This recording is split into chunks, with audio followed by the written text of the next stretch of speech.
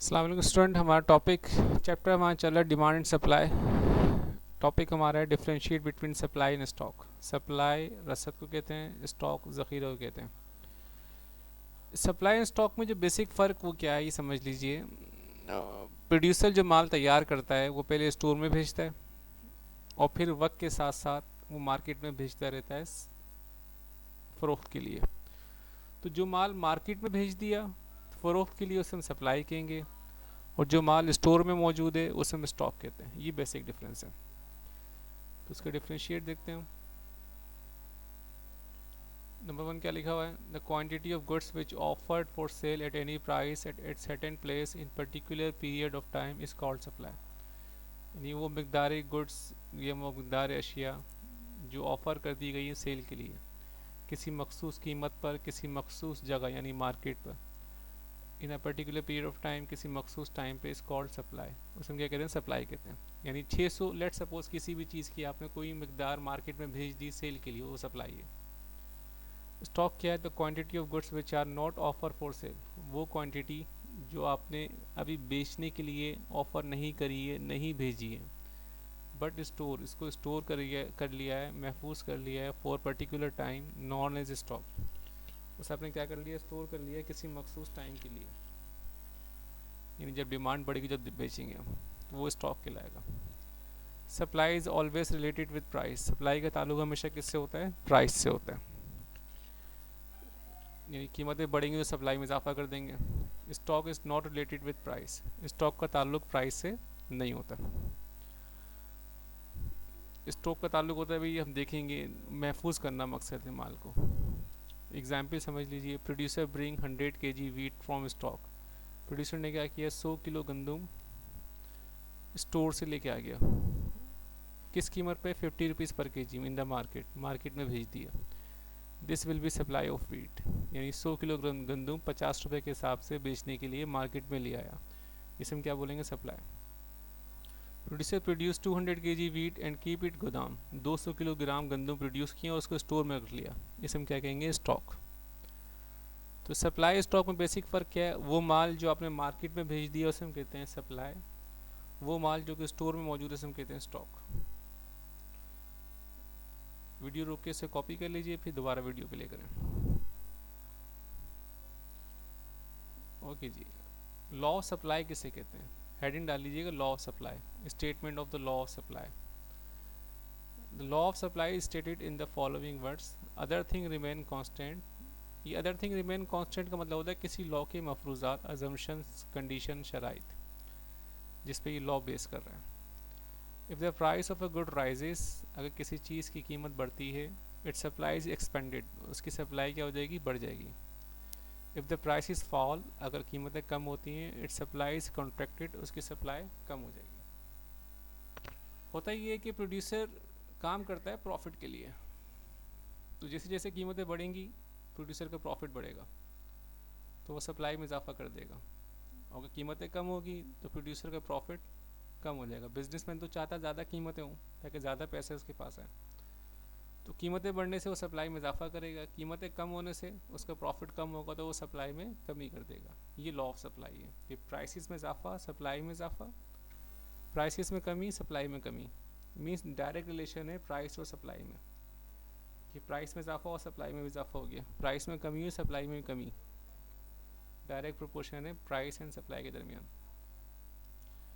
Video रोक के इसे कॉपी कीजिए, दोबारा से प्ले कीजिए, फिर शेड्यूल ग्राफ से देखते हैं। ये इसकी डेफिनेशन है। आई होप कि आपने वीडियो कॉपी कर लिया होगा। तो लॉ ऑफ सप्लाई हमने क्या पढ़ा? प्राइसेस में इजाफा, क्वांटिटी सप्लाई में क्या होगा? इजाफा। प्राइसेस में कमी, क्वांटिटी सप्लाई में क्या हो जाएगी? कमी। तो एक शेड्यूल की मदद से समझते हैं हम। फ़र्ज़ कीजिए कि मिल्क जो है वो 90 रुपीज़ पर लीटर के हिसाब से बिक रहा है, उसकी सप्लाई कितनी है? 50। कीमतें बढ़ गई, 90 से 100 हो गया, प्रोड्यूसर का प्रॉफिट बढ़ गया कीमतें बढ़ने से, तो वो सप्लाई में क्या कर देगा? इजाफा कर देगा। मज़ीद कीमतें बढ़ेंगी, 100 से 110 हो जाएगा, तो उसका प्रोड्यूसर का प्रॉफिट मज़ीद बढ़ गया, तो सप्लाई में 100 से 150 कर देगा। यानी कीमतें बढ़ती जा रही हैं, प्रोड्यूसर का प्रॉफिट बढ़ता जा रहा है। 110 से 120 हुआ तो सप्लाई 150 से 200 हो गई।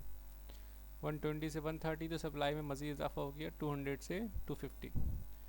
मीन्स जैसे जैसे कीमतें बढ़ रही हैं सप्लाई में क्या हो रहा है, इजाफा हो रहा है। ये डायरेक्ट प्रोपोर्शन कहलाता है, एक में इजाफा दूसरे में भी इजाफा। इसी को उल्टा पढ़ लें, 130 से 120 हो गया, 120 से 110 हो गया, तो सप्लाई में क्या हो रहा है, 250 से 200, 200 से 150, यानी कमी हो रही है। मीन्स प्राइसेस में कमी, सप्लाई में भी कमी। अब इसी को हम ग्राफ की मदद समझते हैं। हमने वाई एक्सिस में प्राइस को रखा हुआ है और एक्स एक्सिस में हमने क्वांटिटी सप्लाइड रखी हुई है। फर्स्ट में 9 रुपीज़ पर लीटर है, सप्लाई कितनी 50, 90 रुपीज़ प्राइस है, सप्लाई 50 है, तो पॉइंट यहाँ पर लगेगा, प्राइस इज 90, सप्लाई 50, ये लग जाएगा यहाँ पॉइंट। ठीक है जी, कीमत 90 है, सप्लाई 50 है। फिर कीमतों में इजाफा हुआ, 90 से 100 हो गया, सप्लाई 50 से बढ़कर 100। अब प्राइस 100 है और सप्लाई भी 100 है, तो कुछ पॉइंट इस तरफ लग जाएगा। ठीक है जी, प्राइस 100, सप्लाई 100।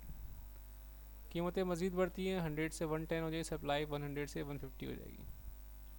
प्राइसेस में इजाफा, सप्लाई में भी इजाफा। तो जैसे जैसे कीमतें बढ़ रही हैं लाइन ऊपर की तरफ जा रही हैं। फिर 120 में कितनी प्राइस में, सप्लाई 200 है, 120 सप्लाई 200, ये लग गया पॉइंट। फिर 130 में सप्लाई कितनी है, 250 है, प्राइस 130, सप्लाई 250। इन पॉइंट्स को मिला दिया तो आप देखें लाइन ऊपर की तरफ जा रही है। ये लाइन ऊपर की तरफ क्यों जा रही है, क्योंकि प्राइसेस में इजाफा हुआ है, सप्लाई में भी इजाफा हुआ है। तो एक्स और वाई में जो वेरिएबल्स हैं उनमें डायरेक्ट प्रोपोर्शन है, एक में इजाफा दूसरे में भी इजाफा, इसलिए लाइन हमेशा ऊपर जाएगी। लॉ ऑफ डिमांड में लाइन नीचे आ रही थी, उसकी रीज़न क्या थी डिमांड में नीचे आने की, ये कीमतों में इजाफा हो तो डिमांड में कमी हो रही थी, तो वो नेगेटिव रिलेशन था, इन्वर्स रिलेशन था, इसलिए लाइन नीचे आएगी। यहाँ डायरेक्ट रिलेशन है, पॉजिटिव रिलेशन है प्राइस और सप्लाई में, इसलिए लाइन कहाँ जाएगी, ऊपर जाएगी। ये एमसीक्यू से पूछ सकता है आपसे। वीडियो रोक के इसे कॉपी कीजिए, फिर इसकी मफरूज़ात की तरफ जाते हैं। आई होप कि आपने कॉपी कर लिया होगा। ये सप्लाई लाइन आ गई हमारे पास। This video is made by sir Atif. कोई मसला हो तो आप मुझसे व्हाट्सअप नंबर में या सेल फ़ोन पे कांटेक्ट कर सकते हैं। मेरे चैनल को सब्सक्राइब कीजिए, इस वीडियो को लाइक कीजिए और शेयर कीजिए अपने फ्रेंड्स और रिलेटिव के साथ। आई होप कि आप लाइक कर रहे होंगे। फिर आगे चलते हैं हम। Assumptions of law of supply, क्या क्या मफरूज़ात हैं सप्लाई के। No change in production method. देखें, प्रॉफिट प्रोड्यूसर का उस वक्त बढ़ता है जब कॉस्ट ऑफ प्रोडक्शन और सेलिंग प्राइस में फ़र्क ज़्यादा हो। यानी अगर कॉस्ट ऑफ प्रोडक्शन कम हो और प्राइसेस में इजाफा हो रहा हो तो प्रोड्यूसर जो होगा वो सप्लाई में इजाफा कर देगा। अगर आपने प्रोडक्शन मेथड चेंज कर दिया तो कॉस्ट ऑफ प्रोडक्शन चेंज हो सकती है, तो हो सकता है कि सप्लाई का जो प्रोड्यूसर का जो प्रॉफिट है वो ज़्यादा ना हो, तो वो सप्लाई में इजाफा नहीं करेगा। तो प्रोडक्शन मेथड जो पहले अप्लाई कर रहे थे वही अभी भी अप्लाई करेंगे। तो इसलिए सेकंड क्या है, no change in cost of production, यानी प्रोडक्शन मेथड भी चेंज ना हो और कॉस्ट ऑफ प्रोडक्शन भी चेंज ना हो, दोनों चीज़ें सेम रहनी चाहिए। दोनों का नेट रिजल्ट क्या निकलेगा, no change in cost of production. क्योंकि अगर कॉस्ट ऑफ प्रोडक्शन किसी भी वजह से बढ़ जाती है तो कीमतें बढ़ने के बावजूद प्रोड्यूसर का प्रॉफिट नहीं बढ़ेगा, तो वो सप्लाई में इजाफा नहीं करेगा।